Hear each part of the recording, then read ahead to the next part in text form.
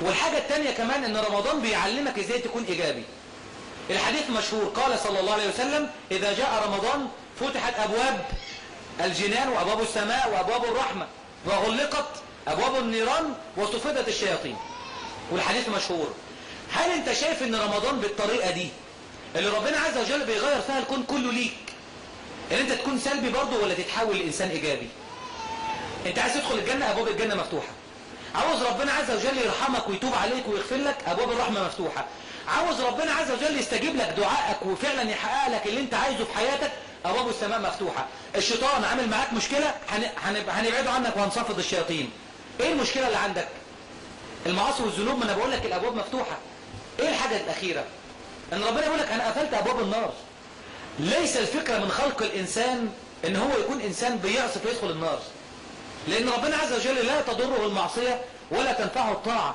الفكرة ربنا يقول لك خليك ايجابي، هنساعدك تكون ايجابي بكل التفاصيل. وما ذلك في ناس سلبيين مصرين يروحوا يخبطوا على الباب المقفول اللي هو باب النار. الفزورة الرمضانية والخيمة الرمضانية والمسلسل الرمضاني والشيشة الرمضانية والبدنجان الرمضاني واي حاجة الرمضاني والعربية الرمضانية والرمضانية، اي حاجة نية في الاخر هي في رمضان في النص. لذلك كان في يوم من الايام، هقول حاجة ظريفة كده وبعدين ارجع اكمل النقطة اللي انا مركز فيها دي. في يوم من الايام واحد بيسأل شيخ، بيقول له: يا شيخ انا رمضان اللي فات شفت 29 فزورة. رمضان كان 30 يوم، هو شاف كام؟ 29 فزورة. فبقول اليوم ال30 انا ما شفتش الفزورة، فيا ترى انا صيامي صحيح ولا مش صحيح؟ قال له: يا ابني اليوم اللي انت ما شفتش فيه الفزورة انت كنت ناسي ولا متعمد؟ قال له: لا والله كنت ناسي. قال له: خلاص ان شاء الله ربنا يقبل منك، بس رمضان الجاي تشوف فزورتين 2، لو فاتتك واحدة التانية ايه؟ عارفين اللغة دي؟ الشباب ماشي كده بقى، مش كلهم طبعا، ده نوع من انواع السلبية. قاعد الفزورة وعلى شرط ده دلوقتي الموضوع بقى ايه؟ تشاهدون الآن، وبعدين لاحقا، او التالي لاحقا بإذن الله، يعني شوية بس ساعتين كده ايه يا عم تليك قاعد عامل كده؟ التالي الآن، التالي لاحقا، بعد لاحقا، بعد لاحقا، بعد تكعيب لاحقا. ايه يا عم، هي رياضة؟ ايه الموضوع؟ فده نوع سلبي، ده نوع سلبي. على فكرة في دراسة من الدراسات كنت بقرأ فيها ان من اكتر الحاجات اللي بتسبب التدخين، يعني الواحد يشرب دخان، كثرة مشاهدة التلفزيون. تلاقي واحد، خلي بالكم برضه اقول لكم على حاجة غريبة قوي، هي السيجارة بتعبر عن ان انت فرحان ولا سعيد؟ هما الاثنين واحد على فكرة، فرحان ولا سعيد زي بعض. ولا بتعبر عن الواحد انه متضايق؟ بص الموقف ده، تقعد مع واحد بتفرج على ماتش كوره ومتعصب جدا، الاهلي جاب جول، جول، وروح مولع سيجاره، يبقى هو ايه؟ مبسوط. طيب الاهلي خسر، روح متنرفز ورازع الريموت في وشك مثلا ومطلع السجاير هي بتاع ايه السيجاره دي؟ انت بتبقى فرحان تشرب سجاير ولا انت متضايق تشرب سجاير؟ هم اللي بتاع اي حاجه. يعني لا انت عارف هي بتاع المبسوط ولا بتاع المخنوق، مش عارفين. في واحد رخم قاعد في النص بيشرب سجاير وخلاص، ما جاتش عليا بقى، واحد فرحان واحد بئيس وانا في النص. فعلامة عبد الرحمن اما حصل منه النظرة دي الغير متعمدة، قال انا لازم اكون ايجابي ولازم اكون متميز، فخد بعضه وما رجعش للنبي صلى الله عليه وسلم، وراح ما بين الجبال، قعد ما بين الجبال 40 يوم محدش سمع عنه حاجة. فنزل جبريل عليه السلام وقال: يا محمد صلى الله عليه وسلم، السلام يقولك السلام ويقول لك إن الله يقول لك انظر إلى عبدي ثعلبة ماذا حدث له. فسيدنا عمر إيجابي قوي وسيدنا سلمان إيجابي جدا، فيبعتهم النبي لحد ثالث إيجابي برضه اسمه ثعلبة بن عبد الرحمن، فيروحوا يدوروا عليه، فيقابلوا راجل في الصحراء فيقولوا له: ألم ترى هنا رجلا أتى منذ 40 ليلة؟ ما شفتش هنا حد معدي من 40 يوم؟ فقال: والله لقد أتى إلى هنا رجل منذ 40 ليلة يخرج فجرا في وقت السحر ويقول: يا رب ليتك أمتني، يا رب ليتك ما كنت موتني ولم أذنب هذا الذنب العظيم. ده نظرة غير متعمدة. أنا ليه بحكي النموذج ده بالذات؟ عشان حتى لو أنت عملت ذنب أو عينيك وقعت على حاجة حرام وأنت مش قاصد، او كنت في يوم من الايام شربت سيجارة وانت مش قاصد، او اصحابك ضحكوا عليك، او انت في يوم من الايام تناولت حاجة حرام وقلت عديها، اقول لك خلي بالك، ربما الحاجات الصغيرة دي تفرق في حياتك كتير. يعني ايه تفرق في حياتك؟ تغليك وترفع سعرك عند ربنا قوي. مش بتكلم على اللي ما بيصليش واللي لسه مش لابس حجاب واللي بيشرب مخدرات، انا بتكلم على واحد عاوز يحقق هدفه في حياته ويكون انسان متميز وسعره غالي وايجابي. فيقولوا له طب احنا عاوزين نشوفه، فيقابلوا سيدنا ثعلبة بن عبد الرحمن اللي بيدعوا يا رب يا ريتني مت وما كنتش عملت المعصية دي. فيقابلوه، فسيدنا عمر ياخده بالحضن وسيدنا سلمان ياخده بالحضن ويبكم. فثعلبة يقول لهم كلمة، يقول لهم أو علم رسول الله بذنبي؟ ما تصلوا عليه. هو النبي عرف المصيبة اللي انا عملتها؟ انت ما عملتش حاجة، ده نظرة غير متعمدة، ما تعديها. بس ما كانش هيعديها، لان الفكرة عنده مش فكرة انا داخل الجنة ولا داخل النار بس، الفكرة عندي انا بحب ربنا، هو راضي عني ولا غضبان عليا؟ انا بحب ربنا قوي، فانا مش عايز ازعله مني واغضبه عليا. حد جرب يقول لربنا انا اسف؟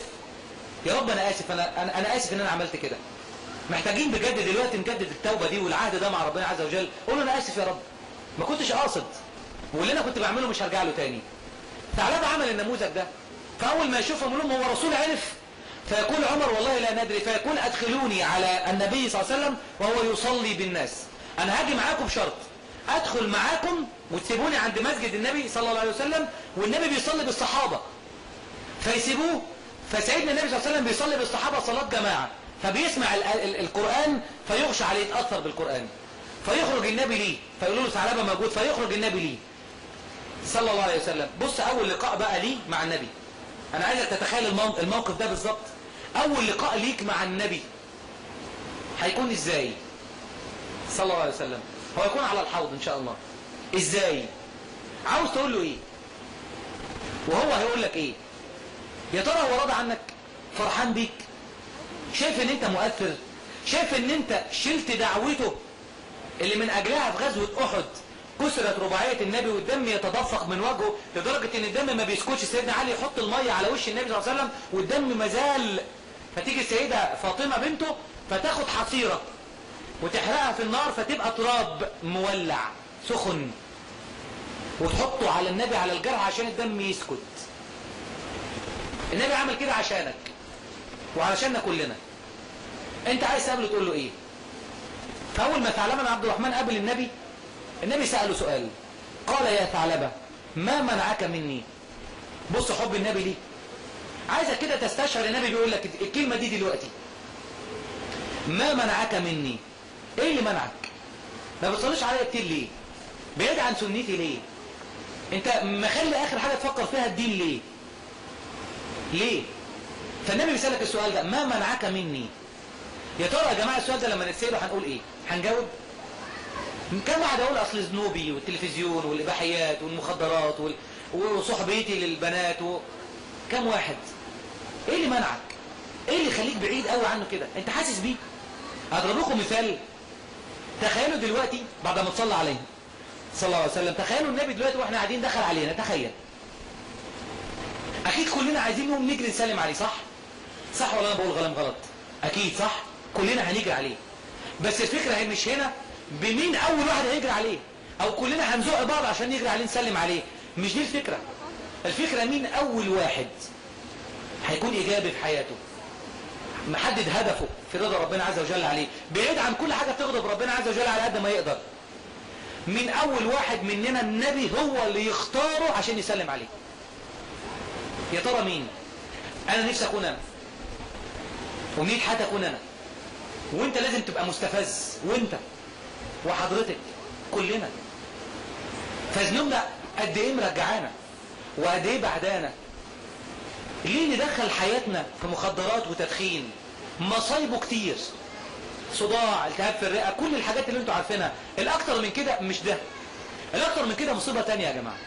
مصيبة تانية ان واحد بيدخن في فترة شبابه اللي فيها صحة، عاش حياة بلا هدف، وفي نفس الوقت هيعاني في كبر سنه من الامراض اللي جات له من التدخين والمخدرات. بالله عليكم دي حياة؟ علشان كده كلمة حياة بلا تدخين انا بحبها قوي. فبقول لهم انا معاكم. مين معانا؟ انا معاكم. علشان كده، علشان نفرح النبي في الاخره احنا مع بعض، وعلشان نرضي ربنا احنا مع بعض، وعلشان ما ينفعش حد يدخل الجنه. حتى تخيلوها، انا ما اعرفش احكم فيها، حد يدخل الجنه يقابل النبي يسلم عليه ويكون بقه احنا مش قادرين نستحمله لان بقه ريحته سجاير. النبي دايما كان ريحته طيب ومسك، وفمه الشريف ريحته طيبه قوي. فيا ترى النبي يعني هيطيق كده يسلم عليك الريحه دي؟ فكروا في المعاني دي. فإن ثعلبة النبي سأله ما منعك مني، فيقول ذنبي يا رسول الله.